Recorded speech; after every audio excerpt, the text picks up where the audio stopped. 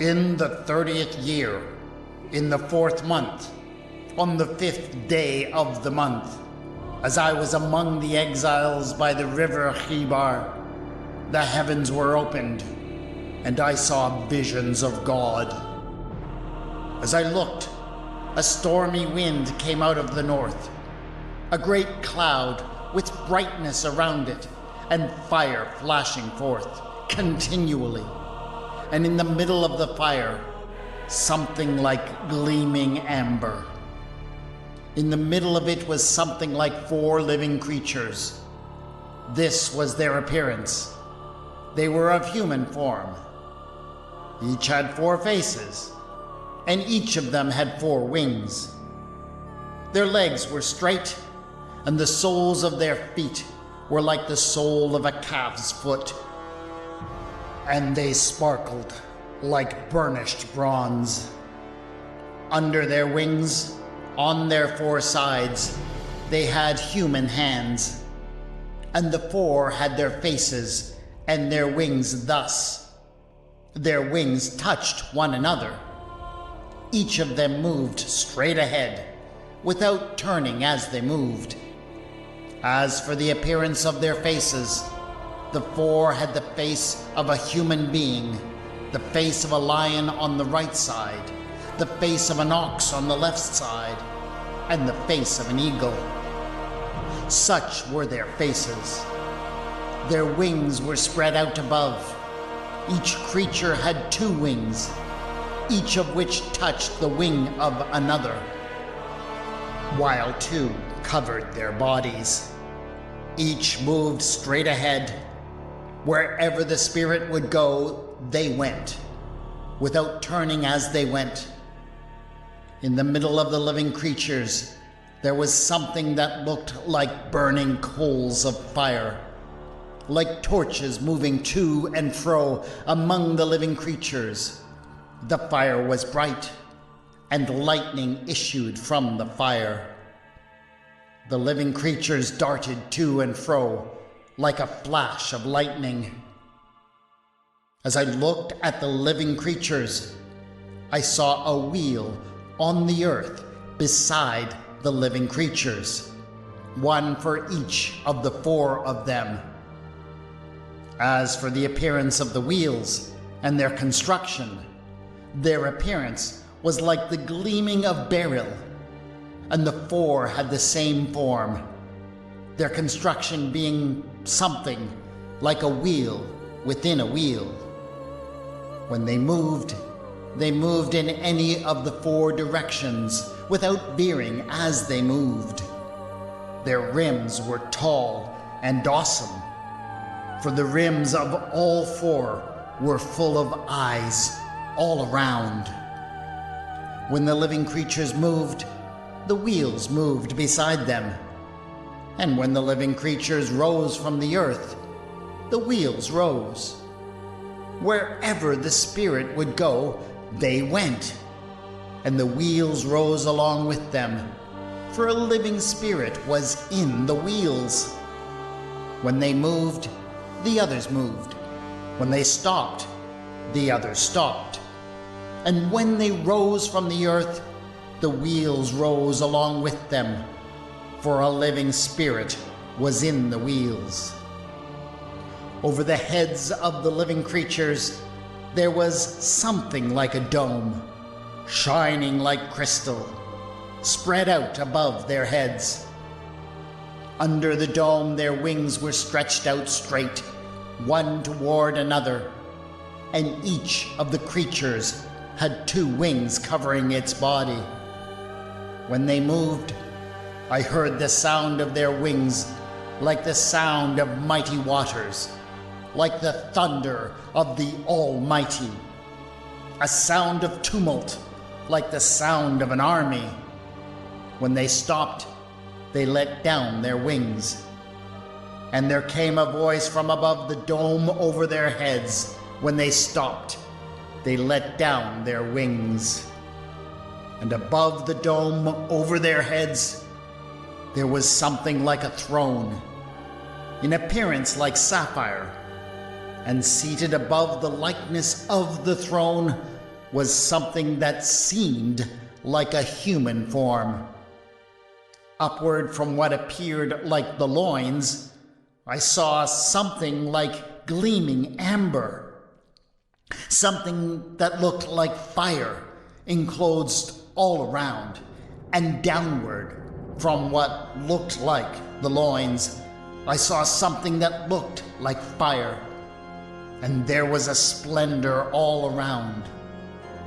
Like the bow in a cloud on a rainy day, such was the appearance of the splendor all around. This was the appearance of the likeness of the glory of the Lord.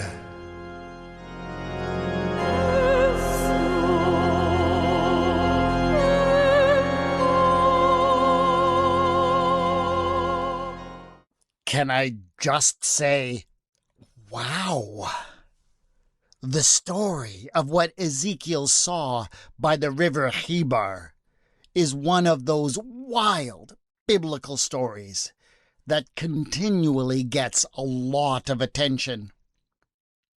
It is brought up all the time by UFO enthusiasts and conspiracy theorists. It has been argued more times than anyone can count that Ezekiel witnessed an unexplained aerial phenomenon, and that it was extraterrestrials that were flying over his head.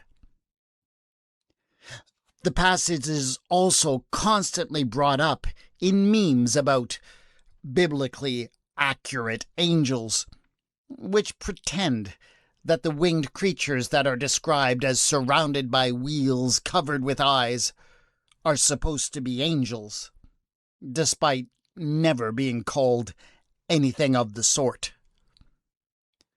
But what is this passage really about? It can't just be about the crazy sights that Ezekiel describes, but about what they meant to him.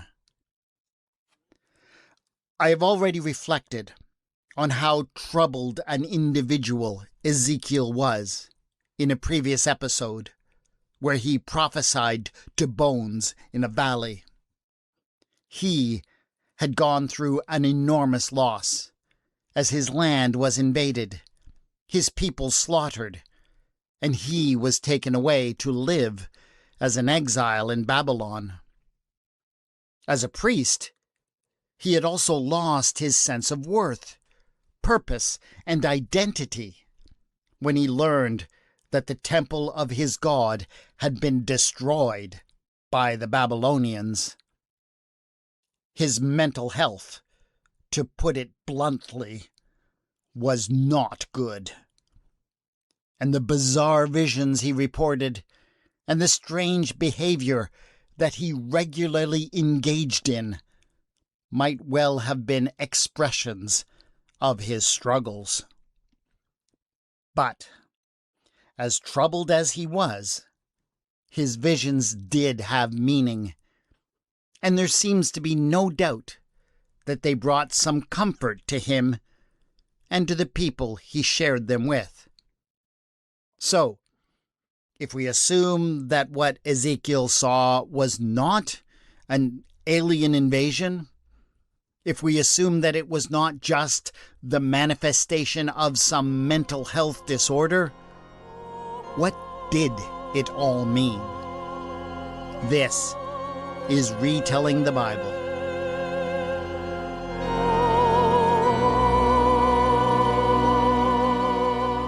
Episode 10.13. What did Ezekiel see by the river Chebar?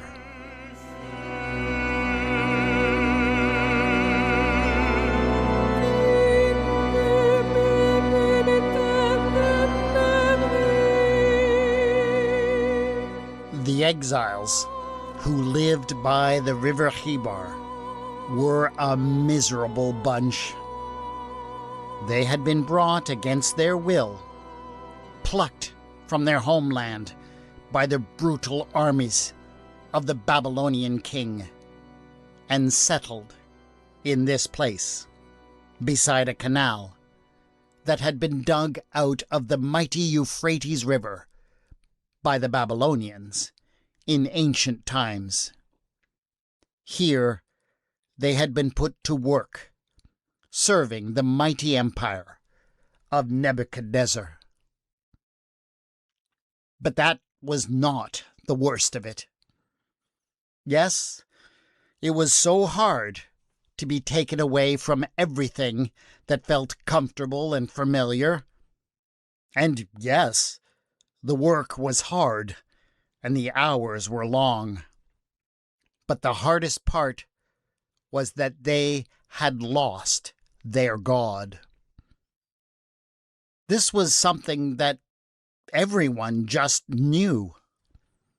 All gods operated within their own territories and jurisdictions. They were tied to their lands and to the people who lived upon them. So, if you left your land and came to a new place, your God could not follow you, and you would have to find some way to worship and placate the gods of that new place. There was a story that the Israelites told that made this clear. They remembered a foreigner, a Syrian named Naaman, who had once come to the land of Israel to be healed by the prophet Elisha. Elisha did heal him by the power of Yahweh, the God of Israel. And Naaman was so moved by this that he desired to continue to worship Yahweh once he got home. But he knew he couldn't. Yahweh was the God of Israel and had no jurisdiction in Syria. And so Naaman came up with a novel solution to keep in touch with Yahweh when he got back home. He loaded 2 mules with Israelite dirt to take with him so that he could worship Yahweh on the God's own turf. But the Judahite exiles in Babylon had brought no soil with them. They had brought little more than the clothes on their backs. So it was obvious to them that they had been cut off from their God, probably forever. And when the news came that the Babylonians had destroyed the temple of Yahweh in Jerusalem, their despair became critical. For it had been there, in the Holy of Holies of that temple, built atop Mount Zion, that Yahweh had taken up residence among the people, dwelling above the cherubim that adorned the Ark of the Covenant. If the temple was gone, then it was as if their God had become homeless, and that was something almost too terrible to contemplate. In their despair, the captives by the river Chebar, as well as other captives who had been settled in that land between the 2 great rivers, composed new songs. But they were songs of lament. By the rivers of Babylon, there we sat down, and there we wept, when we remembered Zion, they sang. On the willows there, we hung up our harps, for our captors asked us for songs, and our tormentors asked for mirth, saying, "Sing us one of the songs of Zion." And then came the sad, sad chorus. How could we sing Yahweh's song in a foreign land? Yes, they sang about how they could not sing because they had left their God behind them, and he could not find them where they were.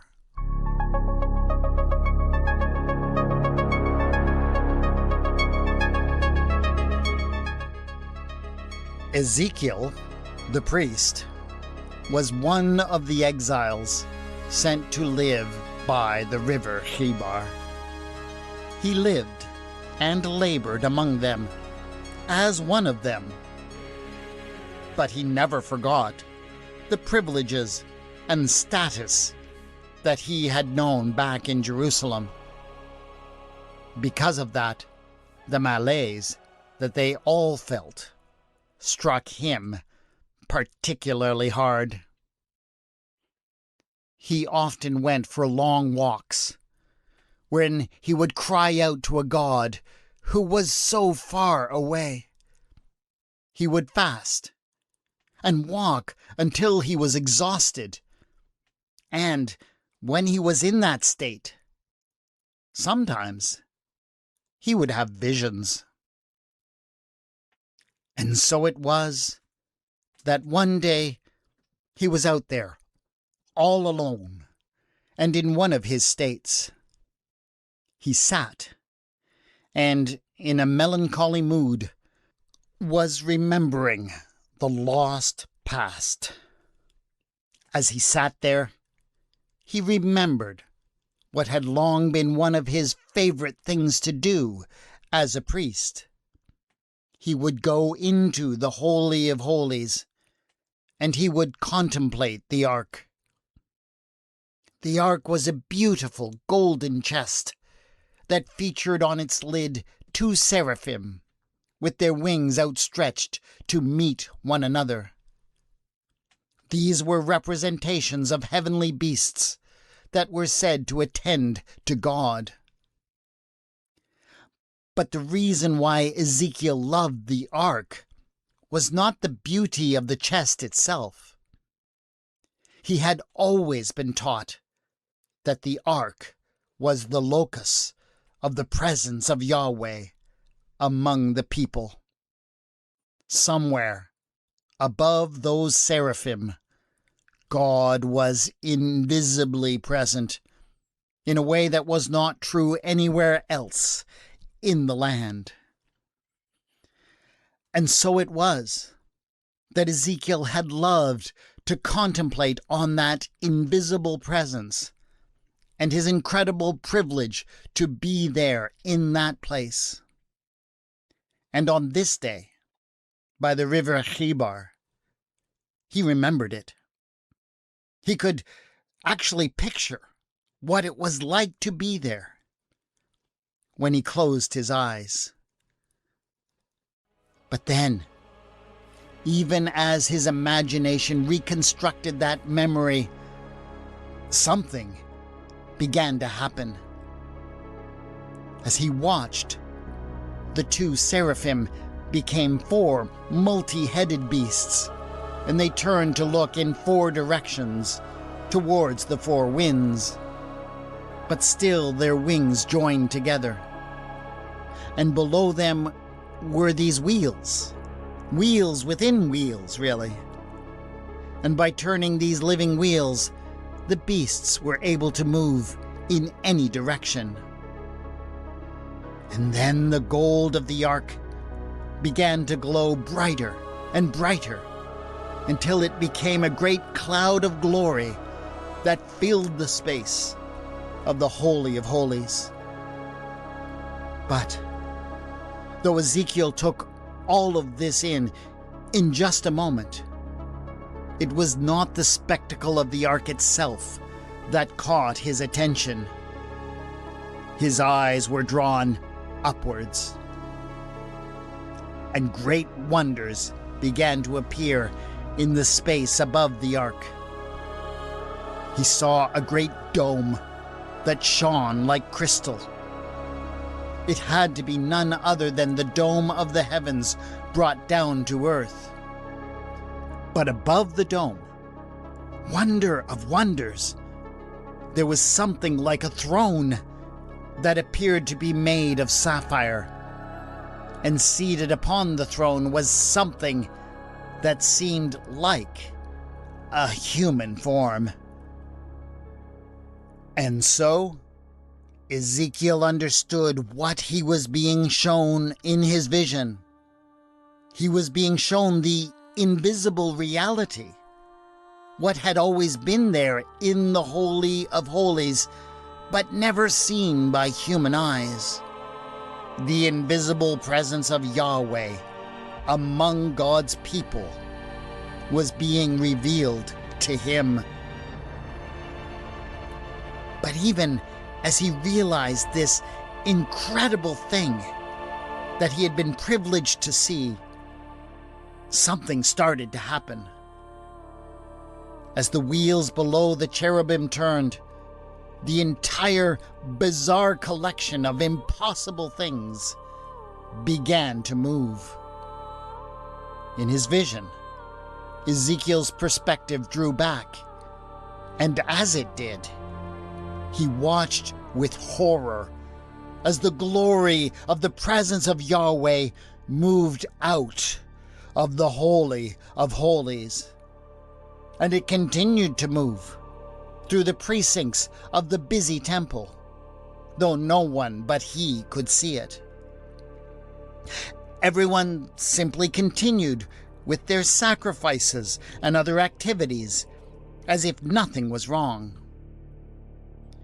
Ezekiel's eyes filled with tears as he saw the glory of Yahweh abandon the temple, and then abandon the holy city altogether.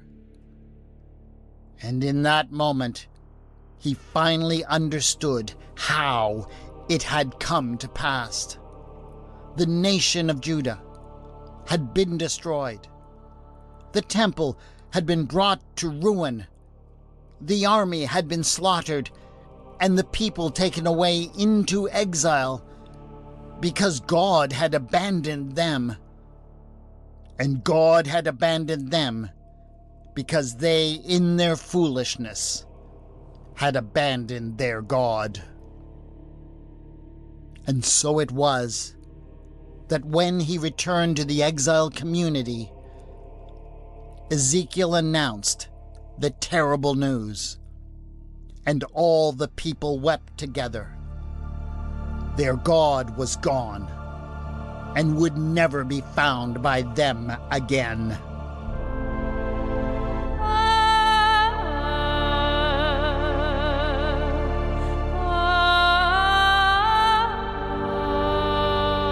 Having been granted a vision of such terrible things brought no peace to Ezekiel.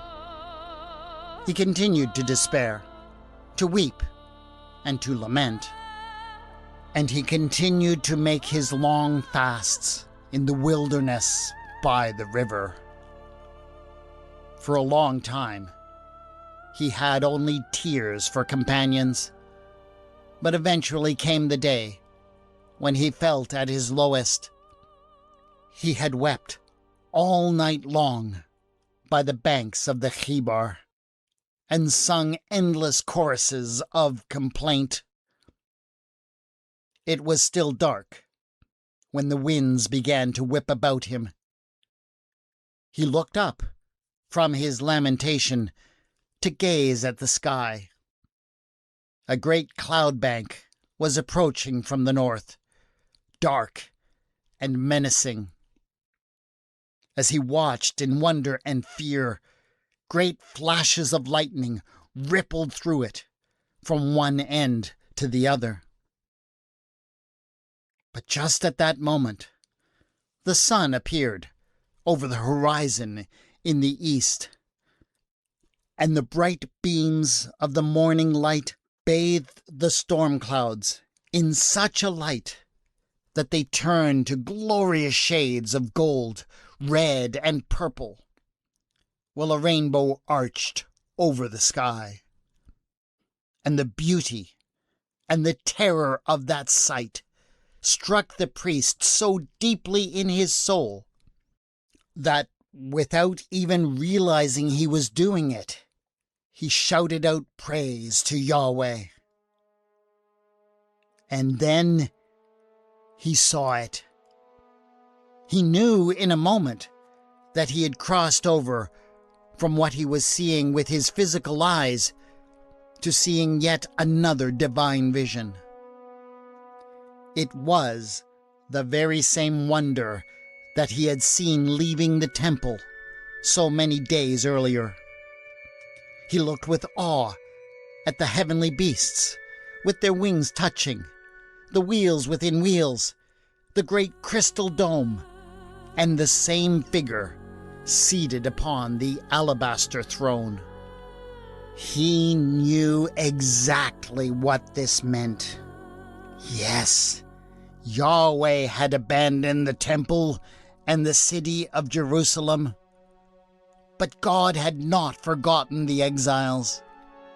Just as they had arrived here in Babylon from the north, skirting around the great desert beyond the Euphrates, Yahweh had followed their path.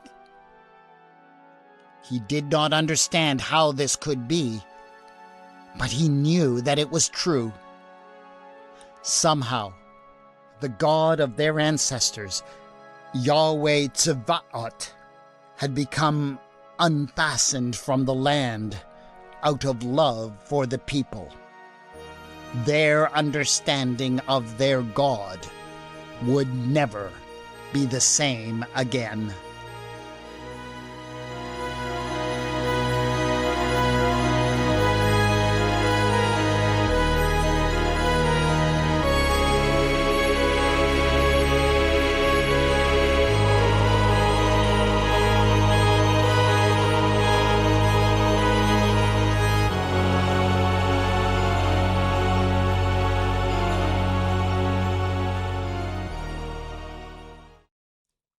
I am sorry to say that Ezekiel did not see UFOs in the sky over Babylon, nor did he observe biblically accurate angels.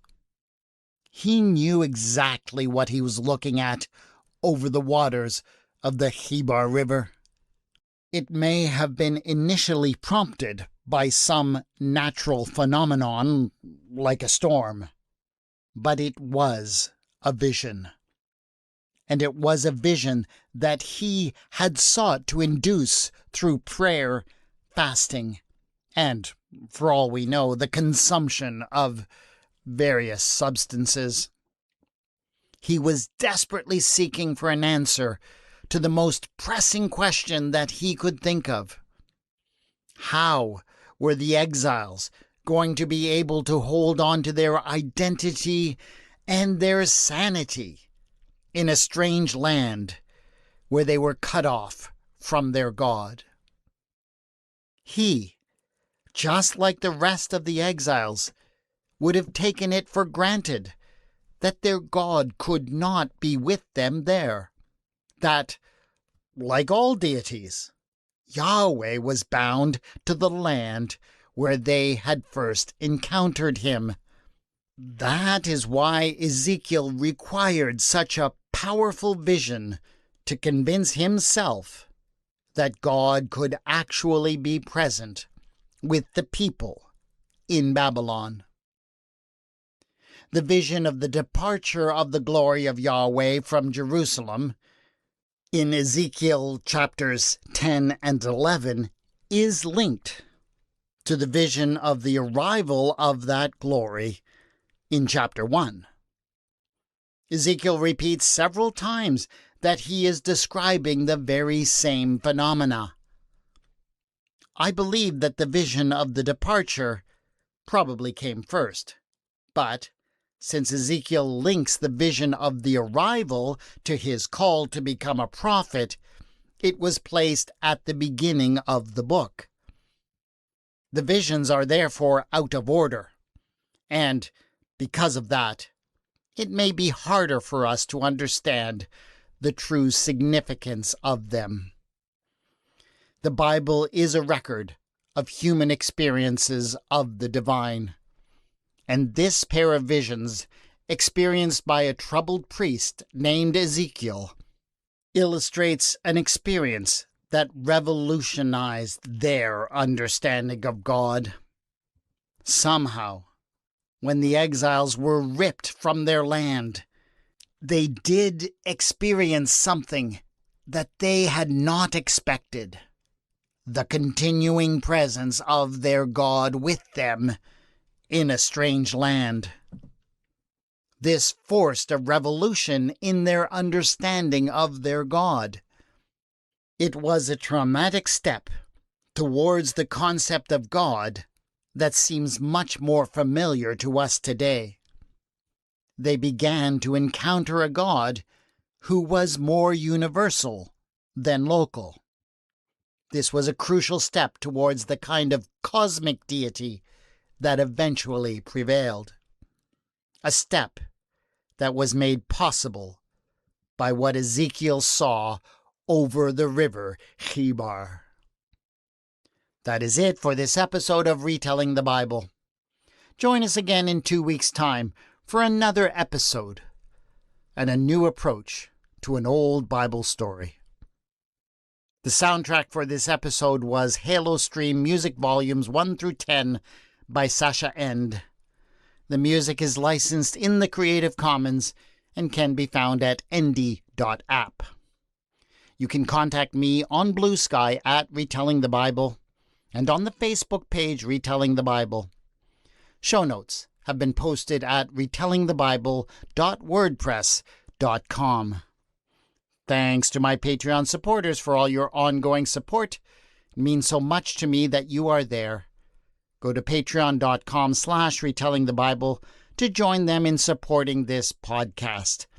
This is Retelling the Bible, and I have been your storyteller, W. Scott McCandless.